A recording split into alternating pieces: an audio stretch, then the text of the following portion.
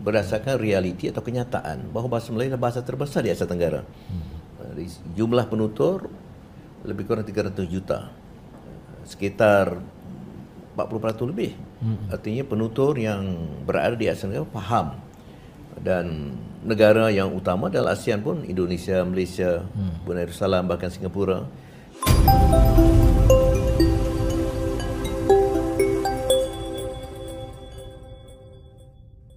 Ada kabar gembira guys ya, ternyata bahasa Indonesia sudah menjadi bahasa resmi oleh UNESCO dan menjadi bahasa ke-10 ya, melengkapi dari bahasa-bahasa yang sudah diakui oleh UNESCO ya, diantaranya bahasa Inggris, bahasa Mandarin, bahasa Arab ya. Dan sebelum kita lanjut guys ya, saya juga ingin mengucapkan terima kasih dulu kepada teman-teman tadi yang sudah menginformasikan kepada saya bahwa sebenarnya bahasa Indonesia sudah menjadi bahasa resmi UNESCO. Terima kasih ya guys, sekali lagi terima kasih. Kadang-kadang saya selalu telat update ini. Dan apa reaksi orang-orang Malaysia ya, terutama oleh profesor-profesor yang mengatakan bahasa Indonesia tidak ada, bahasa Indonesia adalah bahasa Melayu ya, bahasa Melayu ditutur oleh 300 juta orang. Seperti apa nih tanggapan mereka ya setelah tahu bahwa bahasa Indonesia adalah bahasa yang diakui oleh UNESCO. Bahasa Indonesia telah ditetapkan sebagai bahasa resmi dalam Konferensi Umum UNESCO. Keputusan ini diambil di Markas Besar UNESCO di Paris, Prancis pada Senin. Dengan penetapan ini, bahasa Indonesia menjadi bahasa resmi ke-10 yang diakui oleh UNESCO, bersama dengan bahasa Inggris, Arab, Mandarin, Prancis, Spanyol, Rusia, Hindi, Italia, dan Portugis. Mantap. Dalam pernyataannya, Duta Besar Republik Indonesia untuk Prancis, Andorra, Monaco, Muhammad Umar, mengatakan bahwa bahasa Indonesia telah menjadi kekuatan penyatu bangsa sejak masa prakemerdekaan, terutama melalui Sumpah Pemuda pada tahun 1928. Bahasa Indonesia mampu menghubungkan berbagai etnis yang ada di Indonesia. Bahasa Indonesia, dengan lebih dari 275 juta penutur, telah mendunia dengan masuknya kurikulum bahasa Indonesia di 52 negara. Mantap, keren ya. Saat ini, terdapat setidaknya 150.000 penutur asing yang aktif menggunakan bahasa Indonesia. Penetapan ini ditandai dengan diadopsinya Resolusi 42C28 secara konsensus dalam sesi pleno Konferensi Umum ke-42 UNESCO. Umar juga menyebutkan bahwa kepemimpinan aktif Indonesia di tingkat global dimulai sejak Konferensi Asia Afrika di Bandung pada tahun 1955, yang menjadi awal terbentuknya kelompok negara non-blok.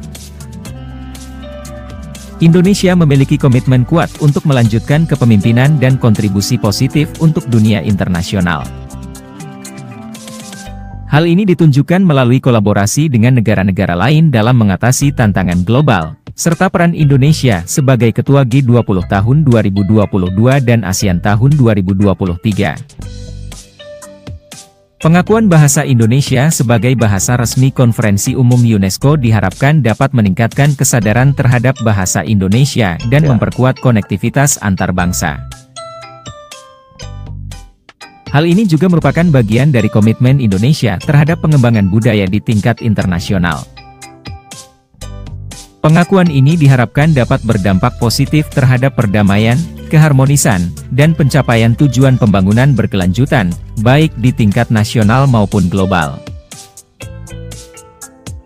Usulan pemerintah Indonesia untuk menjadikan bahasa Indonesia sebagai bahasa resmi Konferensi Umum UNESCO merupakan implementasi dari amanat pasal 44 ayat Undang-Undang Nomor 24 Tahun 2009 tentang bendera, bahasa, dan lambang negara, serta lagu kebangsaan. Pemerintah Indonesia berupaya meningkatkan fungsi bahasa Indonesia menjadi bahasa internasional secara bertahap, sistematis, dan berkelanjutan. Mantap.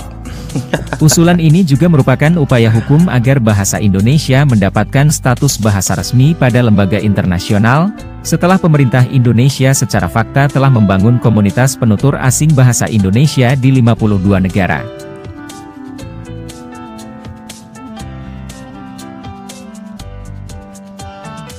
Sekali lagi guys ya, kita mengucapkan selamat nih bagi kita rakyat Indonesia atas berhasilnya bahasa Indonesia dijadikan bahasa ke-10 ya, bahasa resmi di UNESCO.